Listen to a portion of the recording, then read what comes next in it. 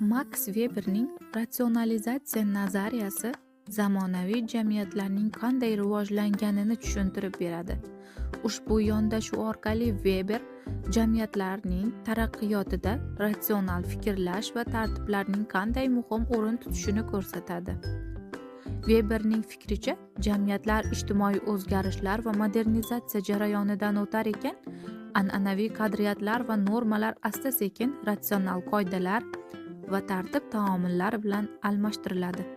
Ratsionalizatsiya jamiyat transformatsiyasining muhim omili hisoblanadi. Ratsionalizatsiya modernizatsiya jarayonining asosiy qismi bo'lib, jamiyatlar rivojlangani sari ishlab chiqarish vositalari va usullari tobora ratsionalroq bo'lib boradi. Bu esa samaradorlikning oshishiga olib keladi.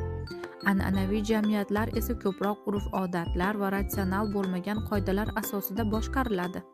Bu normalar o'z davrida ma'noga ega bo'lgan bo'lsa-da, samaradorlikdan ko'ra an'analarga sodiqlikni ustun qo'yadi. Sotsiologiya fanining asoschilaridan biri bo'lgan Max Weber ratsionalizatsiya nazariyasini ilmga olib kirgan.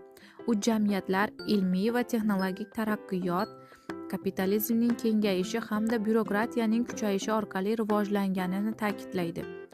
Ijtimoiy institutlar doirasida an'anaviy qadriyatlar va odatlar o'rnini ratsional va intellektual qoidalar egallaydi.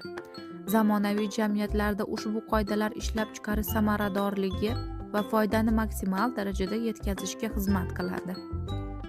Weber ratsionalizatsiya sezilarli ijtimoiy yutuqlarga olib kelishini tan olgan. Bu jarayon natijalarning oldindan bashorat qilinishiga, professional va uyushgan shaxslarning shakllanishiga yordam beradi.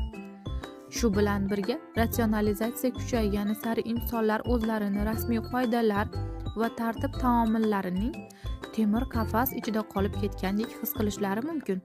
Samaradorlikka haddan tashqari e'tibor berish, shaxsiy ehtiyoj va his-tuyg'ularni chetga surib, zerikish va charchoqni keltirib chiqaradi. Weber nazariyasi ratsionalizatsiyaning zid tomonlarini ham ochib beradi.